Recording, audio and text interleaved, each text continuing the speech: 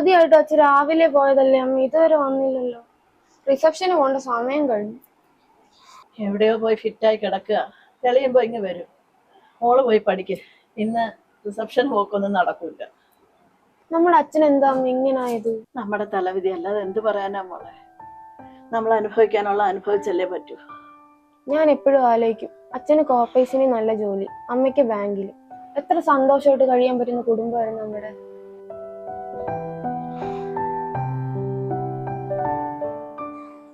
മോളെ, നിന്റെ അച്ഛൻ ജോലി ചെയ്യുന്നത് നല്ല കൈക്കൂലി കിട്ടുന്ന വകുപ്പില്ല. ആളുകൾ ഓരോ കാര്യം നടക്കാൻ വേണ്ടി കൊണ്ടുപോയി കുടിപ്പിക്കും. ഇപ്പം വന്ന് കുടിക്കാതിരിക്കാൻ വയ്യാത്ത അവസ്ഥയായി. അമ്മേ, നമുക്കൊരു കാര്യം ചെയ്യാം. അച്ഛനെ മദ്യപാനം നിർത്തുന്ന ഹോസ്പിറ്റലിൽ കൊണ്ടുപോയാലോ? നടന്നത് തന്നെ. അച്ഛന്റെ സ്വഭാവം മോക്ക് അറിഞ്ഞൂടെ?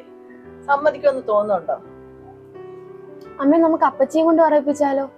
നിന്റെ അപ്പച്ചിയും മാമനും എത്രയോ തവണ അച്ഛനെ ഉപദേശിച്ചതാ. ചേച്ചിയുടെ തലയെ തൊട്ട് സത്യം ചെയ്തതാ, ഇനി മേല കുടിക്കില്ല. എന്നിട്ട് എന്തായി? ഞാൻ എന്തായാലും അപ്പച്ചിയെ വിളിച്ച് പറയാൻ പോവാ. എന്തിനാ മോളെ അവരെ കൂടെ ബുദ്ധിമുട്ടിക്കുന്നത്?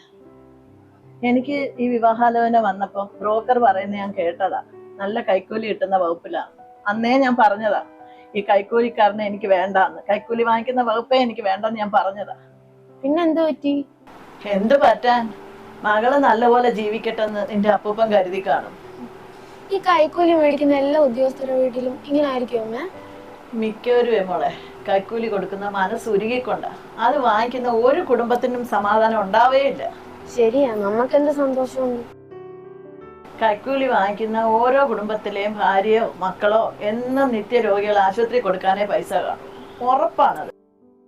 എനിക്ക് പേടിയാവും അമ്മേ. പിന്നെ എനിക്ക് കല്യാണം ആലോചിക്കപ്പോ കൈക്കൂലി മേടിക്കാത്ത ഒരാളും.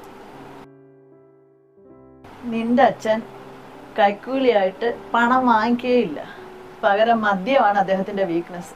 ഇപ്പം കുടിച്ച് കരളൊരു പരുവായി. അമ്മ എത്ര ബോൾഡായിട്ടാ സംസാരിക്കുന്നേ. ഇനി ഈ കാര്യത്തിന് വേണ്ടി കരയില്ല എന്ന് ഞാൻ മനസ്സിൽ ഉറപ്പിച്ചിട്ടുണ്ട്. ആവശ്യത്തിലേറെ ഞാൻ കരഞ്ഞിട്ടുണ്ട് മോളെ. ഇനിയില്ല.